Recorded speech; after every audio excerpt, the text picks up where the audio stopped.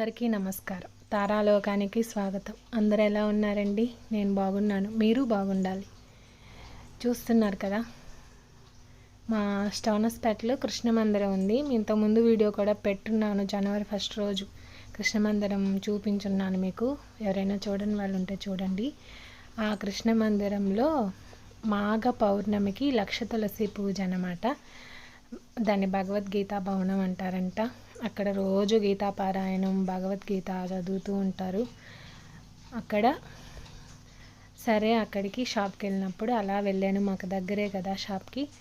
అలా వెళ్ళాను. చుట్టూ ప్రదక్షిణ చేస్తుంటే కృష్ణ మందిరం వెనకాల తులసమ్మ ఉంటారు. అక్కడికి వచ్చేసరికి అది వీడియోలో చిన్న కోతిగా కనిపిస్తుంది, కానీ దగ్గరగా చూసేసరికి చాలా పెద్ద కోతిలాగా అనిపించింది. కింద ఉన్న అరటి పండు తీసి ఒకటి పైన పెట్టాను. అది గోడ మీద ఉండింది. పైన పెట్టేసరికి అక్కడికి వచ్చి అక్కడి నుంచి కింద అరటి పళ్ళు చూసి అన్నీ భోంచేస్తుంది అనమాట. ఇంకా ప్రదక్షిణ చేస్తూ వస్తున్నా. ఇదే కృష్ణ మందిరం. ఇక్కడ చాలా బాగా చేస్తారు. కృష్ణాష్టమి జనవరి 1కి అలాగా ప్రత్యేకమైన రోజులు. కృష్ణయ్య చూడండి, లోపల నుంచి తీయడం కుదరలేదు. కృష్ణయ్యని వాళ్ళు అంతా అలంకారం చేస్తున్నారు. ఇంకా చూడండి ఎంత అందంగా ఉంటాడో ఇక్కడైతే కృష్ణయ్య ఒక్కడే ఉంటాడు. రాధా అమ్మవారు ఉండరన్నమాట. ఇక్కడైతే రోజు గీతా పారాయణం, పెద్దవాళ్ళు బాధ్యతలు తీరిపోయిన వాళ్ళు ఉంటారు కదా, వాళ్ళు వచ్చి ఇక్కడ పారాయణం చేసుకుంటూ ఉంటారు. ధ్యానం క్లాసెస్ కూడా జరుగుతుంటాయి. ఇవన్నీ చూస్తుంటే ఎప్పుడెప్పుడు బాధ్యతలు తీరిపోతాయా అని అనిపిస్తూ ఉంటుంది నాకైతే. ఇంకా నేను మొదలు పెట్టేసి ఉంటారనుకున్నాను.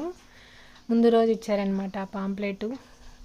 సరే, నాకు షాప్లో నా పని అయిపోయిన తర్వాత ఇంటికి వెళ్ళేటప్పుడు అలా వెళ్ళాను, జరుగుతుంటుందేమోనని. ఇంకా మొదలు అవ్వలేదు. ఈ తులసి దళాలన్నీ అక్కడ విష్ణు సహస్రనామాలు రికార్డింగ్ పెట్టారనమాట. అది చదువుతూ వీళ్ళు కూడా చదువుకుంటూ ఆ తులసి దళాలు రెడీ చేస్తున్నారనమాట స్వామివారి పూజకి. ఇంకా లేట్ అవుద్దని వచ్చేసాను. ఇంకా రాత్రికైతే చంద్రుడు చూడండి ఎలా ప్రకాశిస్తున్నాడో. ఆదివారం మాఘ పౌర్ణమి, అలాగే ఆదివారం పుష్యమి నక్షత్రం. మీకు తెలుసా, పొద్దున సూర్య నమస్కారం చేసుకోవడానికి వెళ్తే అక్కడ సూర్య భగవానుడు కూడా చందమామలాగే కనిపించాడు. తెల్లగా రౌండ్గా ఉన్నాడు అనమాట. నేను వీడియో తీద్దామంటే ఫోన్ ఏమో కింద ఉంది. కిందకు వచ్చి మళ్ళీ పైకి వెళ్ళే ఓపిక లేక నేను వీడియో తీయలేదు. చాలా చల్లగా ఉండింది. వాళ్ళ మంచు వల్ల ఏమో మరి సూర్య భగవానుడు కూడా చందమామలాగే కనిపించాడు. చాలా సంతోషంగా ఆశ్చర్యంగా ఉండిందనమాట. ఇంకా మా లక్ష్మీదేవి చూసారా, అమ్మవారికి అయితే ఇవాళ వైట్ కలర్ క్లాత్ ఉండింది నా దగ్గర. మా పాపకి పావడా కుట్టిస్తే, శారీ తీసుకొని కుట్టిస్తే క్లాత్ ఖచ్చితంగా మిగులుతుంది. ఈ లంగా కుట్టించినప్పుడు మనం మంచిగా ఉండేదే కదా చూస్తాము. నాకైతే మా అమ్మవారికి పనికొస్తున్నాయి. నేను అమ్మవారికి ఇలా కట్టేసాను అనమాట. చాలా అందంగా ఉన్నారు ఇవాళ కూడా. ఇవాళ ఇంకోటి ఏంటంటే, పౌర్ణమి, ఆదివారం, పుష్యమి నక్షత్రం, మాఘ పౌర్ణమి అన్నీ కలిసి వచ్చాయి కదా. అమ్మవారికి అయితే ముత్యాలతో అష్టోత్తరం చేసుకొని అమ్మవారిని ఇలా అలంకరించుకున్నాను. ఇది సాయంత్రమే చేసుకున్నాను పూజ. పౌర్ణమి, అమావాస్యలు ఎప్పుడు రాత్రి టైంలోనే చేసుకోవాలి. నేను కూడా అమ్మవారికి పాయసం నైవేద్యం పెట్టి ముత్యాలతో అష్టోత్తరం చేసుకున్నాను. అమ్మవారు అయితే చూడడానికి చాలా అందంగా ఉన్నారు. ఇంకోటి ఏంటంటే, ఇవాళ ఆదివారం పుష్యమి నక్షత్రంతో కలిసి వచ్చిన, అలాగే గురువారం పుష్యమి నక్షత్రంతో కలిసి వచ్చిన పుష్యార్క యోగమో ఏదో అంటారు. చాలా మంచిది. ఆ రోజు కొంచెమైనా ఏదైనా కొత్త వస్తువు కొనుక్కుంటే చాలా మంచిది. అనుకోకుండా అమ్మవారి దయ వల్ల నేను ఒక వస్తువు కొనుక్కోగలిగాను. మీరు అమ్మవారిని ప్రత్యేకంగా చూస్తుంటే, జాగ్రత్తగా గమనించుంటే మీకు అర్థమైపోతుంది.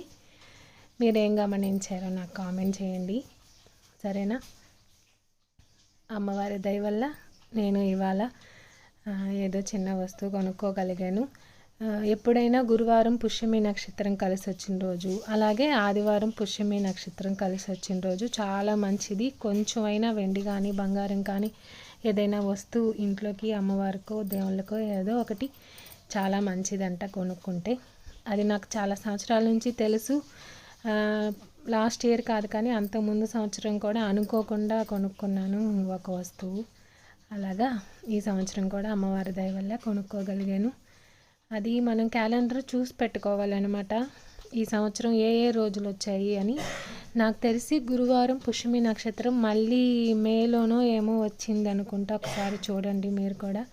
నేనైతే చాలా బాగా చేసుకున్నాను పూజ. ఇంట్లో పూజ అయిపోయిన తర్వాత మేడ మీదకి వెళ్ళి చందమామకు కూడా పాయసం నైవేద్యం పెట్టి లలితా సహస్రనామాలు పారాయణం చేసుకున్నాను. అది కూడా ఎలా చేసుకున్నానని చెప్తాను మీకు. లలితా సహస్రనామం చదువుతాం కదా మనము శ్లోకాలు.